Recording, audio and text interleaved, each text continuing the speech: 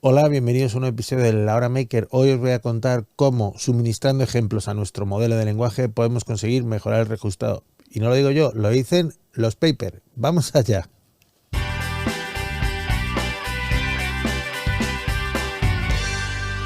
Bueno, aquí estamos en otro episodio de La Hora Maker. Ya tenéis todo vuestro LLM funcionando, configurado, vuestro modelo. Y esta semana ya os he dicho que nos vamos a especializar y vamos a ver cómo podemos mejorar el rendimiento de estos grandes modelos de lenguaje.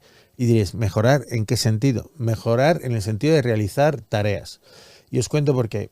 Tradicionalmente han existido distintas redes neuronales que se han aplicado para problemas que tienen que ver con el procesado de lenguaje natural. Y esto básicamente consistía en entrenar la red, ofreciendo una serie de ejemplos, una serie de entrenamientos, y el modelo que generábamos solo nos podía resolver una tarea en concreta. Cuando han llegado los grandes modelos de lenguaje, en concreto todos estos modelos de lenguaje basados en la arquitectura Transformer, lo que ha pasado es que el mismo modelo se puede aplicar a múltiples tareas. A veces no con la misma precisión y con los mismos resultados que lo que se conoce como state of the art, o sea, el mejor de los mejores modelos afinados. Pero ¿qué pasa? Que es que un solo modelo es muy flexible, me da la flexibilidad de realizar distintas tareas. Ayer vimos algunos ejemplos, nos permite resumir, nos permite generar transformaciones, traducciones de los textos, nos permite desarrollar ideas, nos permite explicar código. Pero ¿qué ocurre? Que a lo mejor el formato en el que nos está devolviendo la información no es el que queremos, no es el que buscamos, y sobre todo si queremos realizar la misma tarea un montón de veces, nos interesa que el resultado y el rendimiento que nos da sea el mejor posible. ¿Vale? Así que hoy os voy a contar cómo se puede mejorar este resultado, asumiendo que ya todos tenéis cualquiera de los modelos instalados en el software que hemos visto, en Oyama, en el MStudio o en Text Generation UI. Si no, tenéis una lista por aquí arriba y podéis darle un vistazo. En el vídeo de hoy nos vamos a centrar concretamente en un ejemplo de todo lo que se puede mejorar. Nos vamos a centrar en un ejemplo que se publicó específicamente con la publicación de GPT-3 por parte de OpenAI. Este documento se titula Language Models are Few-Shot Learners, algo así como los modelos de lenguaje aprenden a través de varios ejemplos o de varias muestras o de varias demostraciones. ¿Y esto cómo funciona? Pues la idea en sí no tiene mucha complicación. Llegar hasta la conclusión de que esto es lo que había que hacer, esa es la parte que no es demasiado trivial, ¿vale? ¿Qué es few shot y qué es one shot y qué es zero shot y cuáles son las distintas opciones? Bien, inicialmente cuando nosotros interactuamos con un modelo de lenguaje y tenemos la ventana vacía, no tenemos un contexto, no tenemos ningún ejemplo y digamos que toda la información de la que dispone el modelo está embebida en los propios pesos del modelo.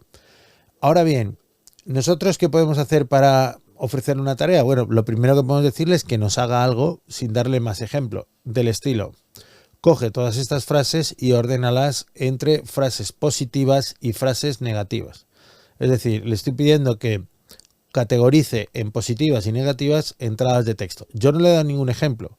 Él tiene que entender qué es categorizar, tiene que procesar qué es positivo, qué es negativo. Y esto sería un ejemplo, ¿vale? Ahora bien, si nosotros le empezamos a suministrar más información al modelo, el modelo va a ser capaz de ajustar su salida a lo que nosotros le estamos pidiendo de una forma más precisa. En el paper y en el documento nos dicen que básicamente cuando hacemos zero shot no le estamos dando ninguna información contextual, es decir, el modelo no ha visto ninguna respuesta, ningún resultado de la salida, ¿vale? Y en el ejemplo que nos dicen aquí de zero shot, por ejemplo, podríamos tener una descripción de una tarea que fuera traduce de inglés a francés, 2 puntos, y luego queso y una flechita. Y ese sería el prompt, ¿no? El modelo de lenguaje en este caso tendría que completar queso con la versión en francés de la palabra, o sea, el cheese es en inglés, pues lo que tendría que añadir es la palabra queso en francés. Ahora bien, esto sería zero shot, es decir, no le hemos mostrado ningún resultado de la tarea. ¿Cómo sería one shot? Pues one shot, nosotros le mostramos el mismo ejemplo que teníamos antes de tarea, es decir, tradúceme de inglés a español, y le damos un ejemplo y le decimos, pues, yo qué sé, mejillón se llama así en inglés y así en francés, y queso, ¿no? Y le pedimos que nos complete la frase para que nos añada la versión y nos diga fromage. Muy bien, ya nos, ¿no? Ese sería como un ejemplo, ¿no? En el que simplemente añadiendo una frase al principio de muestra, ya le doy un pelín de contexto sobre lo que espero que haga el modelo de lenguaje. Cuando yo estoy haciendo few shots, lo que estoy dándole no es simplemente un ejemplo de la tarea, sino que le estoy dando varias muestras de la tarea. Y en el documento de OpenAI nos dicen que lo ideal sería pues, que dentro del contexto, de la ventana de contexto de estos modelos de lenguaje, que le suministráramos tantos ejemplos como fueran posibles. Ahora bien, tampoco nos volvamos locos si le demos 5.000 ejemplos. A lo mejor con 5 o 10 ejemplos, por eso se llama few shot, unos pocos de ejemplos. ¿Vale? ¿Cuál es el principal resultado y cuál es la principal conclusión del documento? Bueno, pues la principal conclusión del documento es que cuando nosotros generamos este contexto y le damos estas frases iniciales, los resultados son mejores, ¿vale? Es decir, los resultados son bastante mejores y observamos una mayor precisión en la respuesta y un mejor resultado general en el desempeño de las tareas. Si queréis dar un vistazo a las gráficas que acompañan al paper, pues veremos, por ejemplo, que si no le mostramos ningún ejemplo, pues la precisión de un modelo de lenguaje como ChatGPT puede ser de 8 o 10%, simplemente dándole un ejemplo y el prompt en lenguaje natural podemos aumentar hasta un 50% y cuando le damos varios ejemplos aumenta quizás hasta el 60-70%.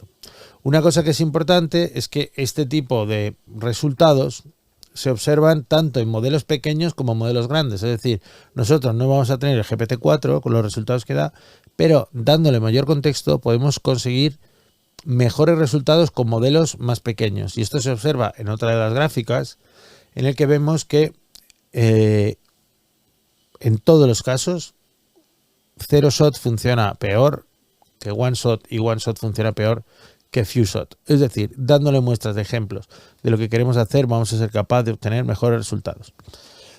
Un ejemplo que os quería comentar, por daros así como una pista de hacia dónde me gustaría experimentar con cosas que se pueden hacer. Hace no mucho estaba pensando cómo podía aplicar estos LLM a resolución de alguna tarea concreta. Y en concreto, estoy haciendo un trastero donde tengo multitud de cosas. Y digo, ¿qué hago con esas cosas? Las pongo en Wallapop.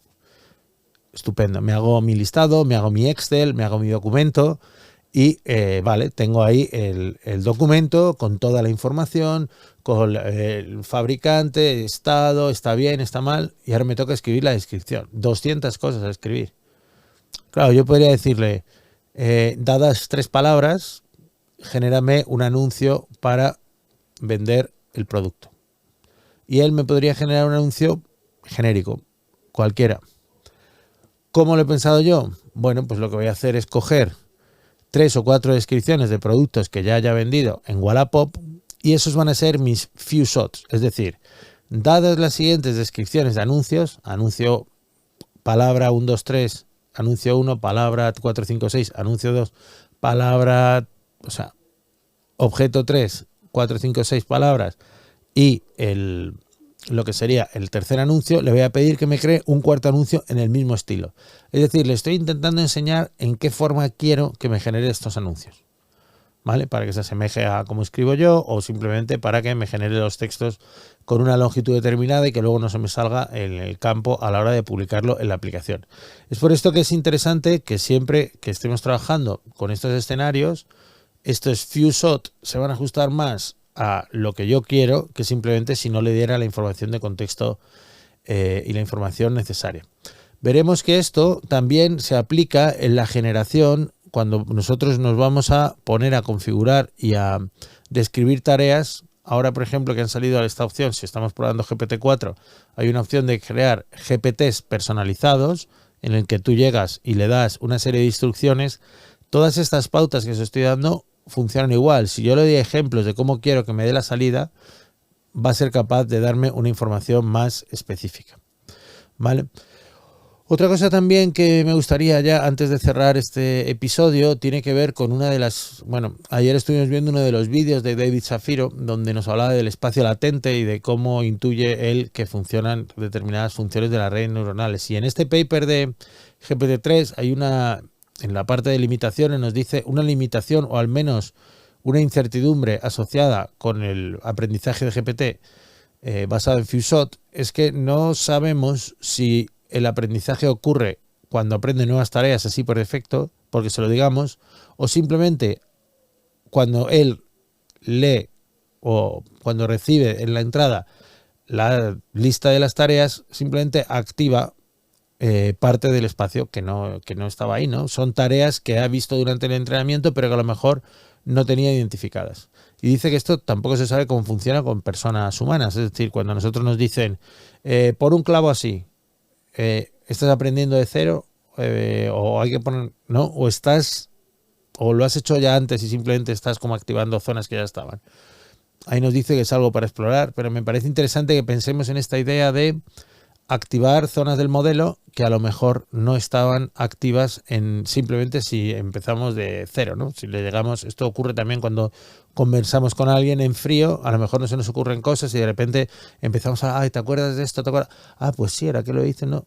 Como que recordamos cosas. Pues pensemos que quizás este tipo de interacción de few shot learning nos sirve como ese símil de darle un poco de contexto, de ofrecerle ejemplos y de ayudarle a que genere exactamente lo que creemos. Esto también es importante porque influye mucho también en el precio de la inferencia. ¿Y esto por qué os lo digo? Porque, por ejemplo, GPT-4, que lo han sacado ahora mismo, tenemos que cada 1000 tokens el precio es 0.01, el precio de la salida es 0.03. Es decir, lo que nosotros le pasemos en el prompt nos va a costar un 25% respecto, si digamos que tenemos 1000 tokens en la entrada y 1000 tokens en la salida, ¿vale? Pues el 25% del precio que me va a generar va a ser la entrada y el 75% la salida. Pero es que si le añado muchos ejemplos en la entrada, me va a crecer mucho el precio, ¿vale? Y de hecho esa es la principal limitación también cuando tenemos el modelo y le decimos, le quiero pasar 70 párrafos, le quiero pasar un PDF de 5000 páginas. Claro, es que aquí el problema no es solo técnico. Obviamente, cuanto más le meto en la entrada, más contexto tiene, más cálculos tiene que realizar. Pero con los modelos que tenemos localmente esto no sucede. Es decir, podemos ampliar, si queremos hacer una tarea y hacerla de forma reiterativa, repetitiva, podemos generar el prompt perfecto, queremos darle los 3-4 ejemplos siempre y cada vez que llame al modelo no voy a estar incurriendo en esos gastos, ¿vale? Entonces simplemente que lo pensemos que en el caso de los modelos nuestros locales podemos extender este contexto hasta que nos permita el modelo. Decir que modelos como Llama 2 tienen 4096 tokens de contexto, son contextos muy amplios donde podemos entrar a darle ejemplos de párrafos, de frases, etcétera. ¿Vale?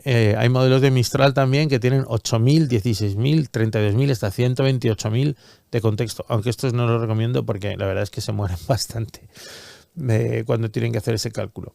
Entonces, simplemente recomendaros que le deis un ojo al paper. No todas las tareas funcionan igual de bien. No todas las tareas tienen una mejora tan destacada. Hay tareas que, vale, aquí en esta tarea de clasificación funciona mejor, pero resulta que cuando puede ser simplemente por el crecimiento del modelo, darle un vistazo si estáis buscando algún tipo específico de tarea en concreto y si no, y si tenéis algún ejemplo que os gustaría compartir, podéis dejarlo por aquí como siempre en los comentarios y así vamos aprendiendo los unos de los otros.